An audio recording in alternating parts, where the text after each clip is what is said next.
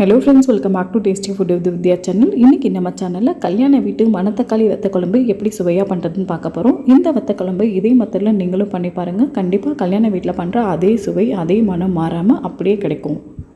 இந்த வத்த குழம்பு எப்படி பண்ணுறதுன்னு பார்க்குறதுக்கு முன்னாடி டேஸ்டி ஃபுட் வித் வித்யா சேனலை சப்ஸ்கிரைப் பண்ணாதவங்க சப்ஸ்கிரைப் பண்ணிவிட்டு பக்கத்தில் இருக்க பெல் ஐக்கானை கிளிக் பண்ணிக்கோங்க. வாங்க குழம்பு பண்ண ஸ்டார்ட் பண்ணிடலாம். ஸ்டவ் ஆன் பண்ணிவிட்டு ஒரு பாத்திரத்தை அடுப்பில் வச்சுக்கோங்க. நான் இன்றைக்கி மண் சட்டியில் தான் பண்ண போகிறேன். பாத்திரம் நல்லா சூடானதும் 3 டேபிள் ஸ்பூன் அளவுக்கு நல்லெண்ணெய் சேர்த்திக்கோங்க. வத்த குழம்பு நல்லெண்ணெயில் பண்ணும்போது தான் நல்லா டேஸ்டியாக இருக்கும்.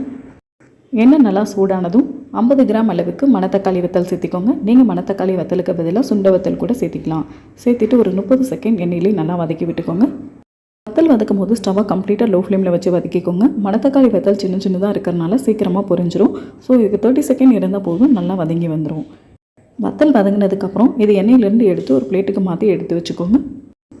வத்தல் வதங்கினதுக்கப்புறம் மீதி இருக்கிற எண்ணெயை நம்ம தாளிக்கிறதுக்கு யூஸ் பண்ணிக்கலாம். இப்போது அதே எண்ணெயில் 1 டீஸ்பூன் கடுகு, 1/2 டீஸ்பூன் சீரகம், 1/4 டீஸ்பூன் வெந்தயம் சேர்த்திக்கோங்க.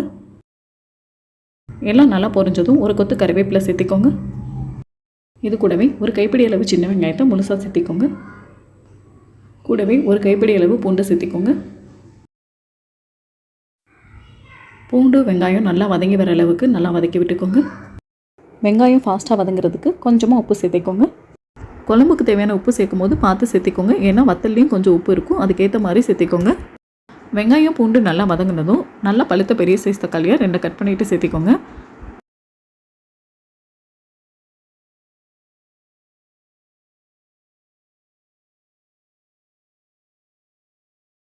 தக்காளி ஃபாஸ்ட்டாக வதங்கிறதுக்கு தக்காளி சேர்த்துனதுக்கப்புறம் ஒரு தட்டு போட்டு மூடி 2 நிமிஷம் அப்படியே விட்டுருங்க.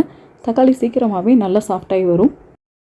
வெங்காயம் தக்காளி பூண்டு எந்த அளவுக்கு நம்ம நல்லா வதக்குறோமோ அந்த அளவுக்கு குழம்பு நல்லா டேஸ்ட்டாக இருக்கும்.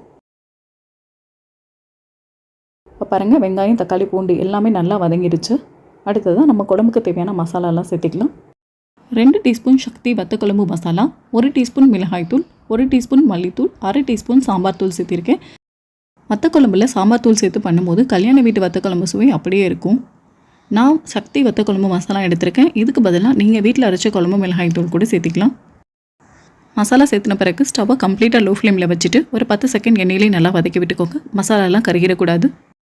இது கூடவே சின்ன லெமன் சைஸ் அளவுக்கு புளி எடுத்து 1/2 மணி நேரம் தண்ணியில் ஊற வச்சுட்டு நல்லா கரைச்சிட்டு வடிகட்டிட்டு சேர்த்திக்கோங்க. புளி கரைசல் ரொம்ப சேர்த்திடக்கூடாது. புளிக்குழம்புக்கு எந்த அளவுக்கு சேர்த்துக்குவீங்களோ அதே அளவுக்கு சேர்த்திக்கோங்க. ரொம்ப புளிப்பாக இருந்தாலும் குழம்பு நல்லா இருக்காது. இந்த ஸ்டேஜில் உங்களுக்கு குழம்பு எந்த அளவுக்கு கன்சிஸ்டன்சியில் வேணுமோ அந்தளவுக்கு தண்ணி சேர்த்திக்கோங்க. நான் 2 கிளாஸ் அளவுக்கு தண்ணி சேர்த்திருக்கேன். தண்ணி சேர்த்துனதுக்கப்புறம் குழம்பு ஒரு 10 நிமிஷம் நல்லா கொதிக்க வச்சுக்கோங்க. புளி மசாலாவோட பச்சை ஸ்மெல்லாம் போய் குழம்பு நல்லா சுண்டி வரட்டும். 10 நிமிஷத்துக்கு பிறகு பாருங்கள், குழம்பு நல்லா சுண்டி எண்ணெயெல்லாம் நல்லா பிரிஞ்சு வந்துருச்சு. இது கூடவே 1 டீஸ்பூன் அளவுக்கு வெல்லம் சேர்த்திக்கோங்க.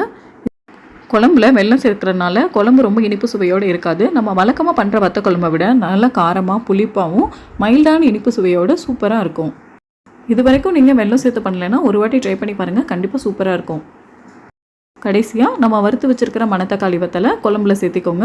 வத்தல் சேர்த்துனதுக்கப்புறம் குழம்பு ஒரு 5 நிமிஷம் நல்லா கொதிக்க விட்டுருங்க. அப்போ தான் குழம்பு வத்தலில் நல்லா இறங்கி சாப்பிட்றதுக்கும் நல்லாயிருக்கும். இதே மெத்தடில் மணத்தக்காளி வத்தலுக்கு பதிலாக சுண்ட வத்தல், கொத்தவரங்காய் வத்தல் எந்த வத்தல் சேர்த்து பண்ணாலும் குழம்பு இதே டேஸ்ட்டில் நல்லாயிருக்கும். 5 நிமிஷம் ஆயிடுச்சு. வத்தல் குழம்புல நல்லா மிக்ஸ் ஆகி நல்லா வெந்து வந்துருச்சு. கடைசியாக ஒரு கொத்து அளவுக்கு ஃப்ரெஷ்ஷான கருவேப்பிலை இலைகளை சேர்த்திக்கலாம். இந்த மாதிரி ஃப்ரெஷ்ஷான கருவேப்பிலை இலைகளை கடைசியாக சேர்க்கும் போது குழம்பு நல்லா மணமாக இருக்கும். மணத்தக்காளியை பச்சையாவோ இல்லை வத்தலாவோ குழம்புல அடிக்கடி சேர்த்துட்டு வரும்போது வாய்ப்புண் வயிற்றுப்புண் எல்லாம் சீக்கிரம் குணமாயிடும். அவ்வளோதாங்க, ரொம்ப டேஸ்டியான கல்யாண வீட்டு ஸ்டைல் வத்தல் குழம்பு ரெடி ஆகிடுச்சு. நீங்களும் இந்த ரெசிபியை இதே மெத்தடில் உங்கள் வீட்டில் ட்ரை பண்ணி பாருங்கள். இந்த ரெசிபி உங்களுக்கு ரொம்ப பிடிச்சிருக்குன்னு நம்புகிறேன். இந்த ரெசிபி உங்களுக்கு பிடிச்சிருந்ததுன்னா உங்கள் ஃப்ரெண்ட்ஸ் அண்ட் ஃபேமிலியோடு இந்த வீடியோவை ஷேர் பண்ணுங்கள். டேஸ்டி ஃபுட் வித் வித்யா சேனலை சப்ஸ்கிரைப் பண்ணுங்கள், லைக் பண்ணுங்கள் அண்ட் ஷேர் பண்ணுங்கள். தேங்க்யூ ஃபார் வாட்சிங். பை.